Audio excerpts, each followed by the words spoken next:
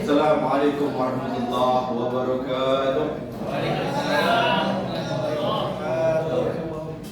Alhamdulillah. Salatu wassalamu ala Rasulillah wa ala alihi sahbihi wa mawala.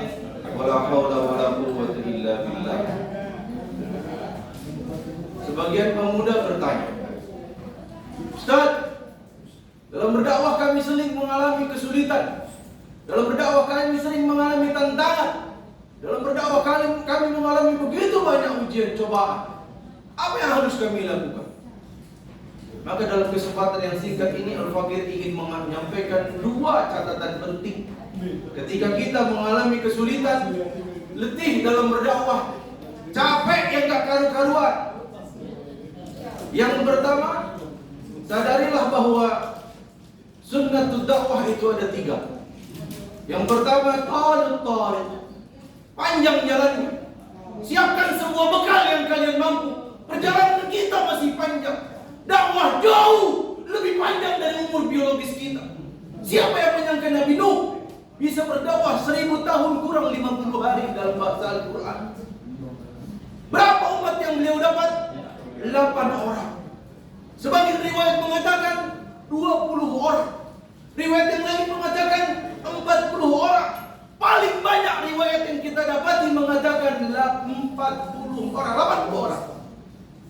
Tapi itu pun tidak masuk akal bagi kita. Dakwah 950 tahun, tapi hanya mendapatkan 80 orang.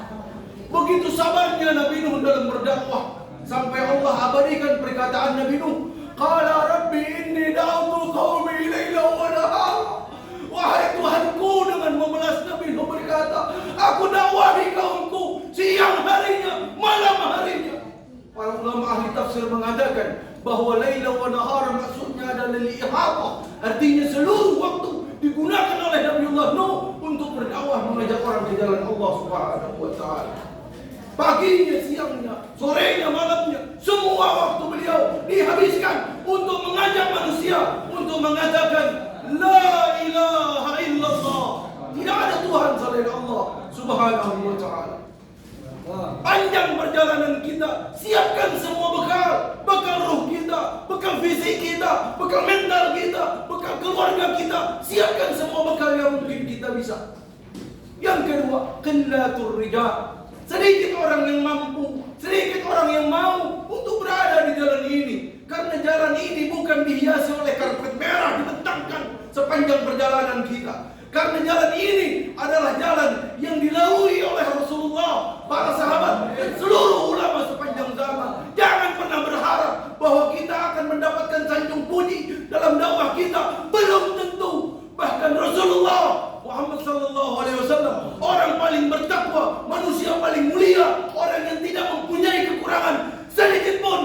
Ternyata beliau mengalami begitu banyak ujian. Di antaranya yang diabadikan oleh Allah Subhanahu wa taala dalam surah Al-Anfal, satu-satunya ayat Makkiyah dalam surah Madaniyah. Dalam ayat ke-30 Allah katakan, "Wa idh yamkuru bikal ladzina kafaru liyuthbituka aw yaqtuluka aw yukhrijuka wa yamkuruna wa yamkurullah wallahu khairul makirin." Mereka, ingatlah wahai Rasulullah, ketika orang-orang kafir itu ingin berbuat makar kepadamu, mereka ingin membelenggumu, mereka ingin membunuhmu, mereka ingin mengusirmu dari kampung halamanmu, mereka ingin berbuat makar. Allah adalah sebaik-baik pembalas makar, dan Allah akan membalas makar mereka.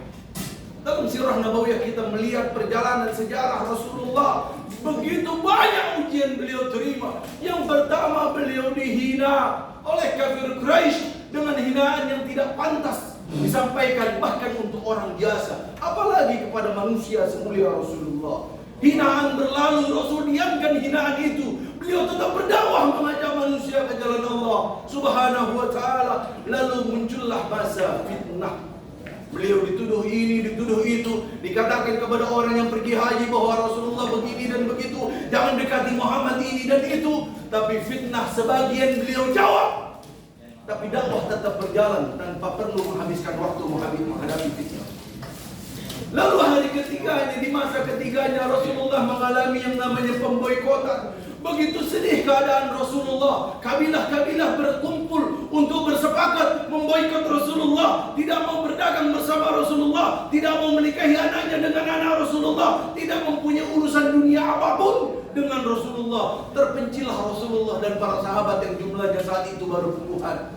Sampai satu cerita, Rasulullah pernah kencing di suatu tempat, lalu ada bunyi kerutuk-kerutuk, ternyata itu adalah kulit binatang. Apa yang Rasul lakukan? Rasul ambil kulit binatang itu, Rasul bersihkan sebersih-bersihnya, Rasul jadikan sebagai bahan makanan, saking tidak ada makanan untuk dimakan oleh Rasulullah. Lalu bagaimana dengan kita? Lalu berlalu masa sehingga Rasulullah ingin dibunuh, diusir. Tapi itu pun beliau alami, beliau rasakan, beliau jalani skenario Allah Subhanahu wa taala. Episode paling epik dalam sejarah Rasulullah adalah ketika beliau berharap agar saudara-saudara beliau di Taif mau membantu dakwah beliau. Tapi ternyata apa? 10 hari beliau dakwah di Taif, tidak mendapatkan apapun kecuali penolakan dari orang Taif, saudara-saudara beliau sendiri. Sampai pada akhirnya Rasulullah ditimpuki batu sepanjang perjalanan pulang beliau. Bahkan dalam kitab sirah dikatakan begitu banyak darah keluar dari tubuh Rasulullah, sampai-sampai sendal beliau menempel dengan kaki beliau. Kenapa? Karena saking banyaknya darah keluar dari tubuh yang mulia Rasulullah. Lalu bagaimana dengan kita yang baru mendapat ujian sedikit lalu banyak berpanjang keluh?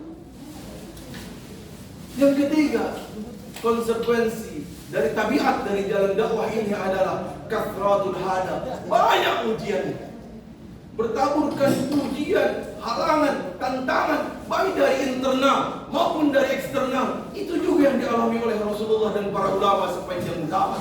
Oleh karena itu, poin kedua yang ingin saya sampaikan adalah bahwa setelah kita mengetahui bahwa tantangan itu adalah tabiat dan sunnah dari dakwah, maka kita harus tahu bahwa jangan semata-mata menyalahkan objek dakwah atas ketidaktahuan mereka, atas buruknya sikap mereka terhadap dakwah kita.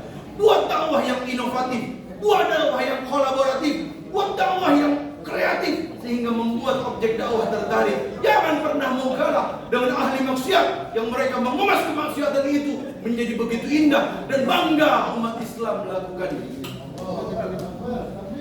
Sebagai penutup, Al-Fakir ingin menyampaikan satu nasihat dari Al-Imam Syahid Hasan Al-Banna, ulama asal Mesir. Beliau mengatakan, Ayyuhas syabab, idama tamdahul fikratu idha qawiyal imanu biha wa tawaffaru ikhlasu fi sabiliha wa izdadatul hamasatu laha wa wujudul istiqdadu alladhi yahmilu ala tadhiyati wal amali litahqiqiha wa takadu takunu hadhihi al-arkanul arba'ah al-imanu wal ikhlasu wal hamasatu wal amal من خصائص الشباب لأن أساس الإيمان القلب الزكي والأساس الإخلاص الفؤاد النقي والأساس الحماسة الشعور القوي والأساس العمل العزم الفتي وهذه كلها لا تكون إلا للشباب ومنهن كان شبابا قديما أو حديثا في كل أمة إماض نهضاتها وفي كل نهضة سر قوتها وفي كل فكرة حامل راياتها إنهم فتية آمنوا بربهم وزدناهم هدى.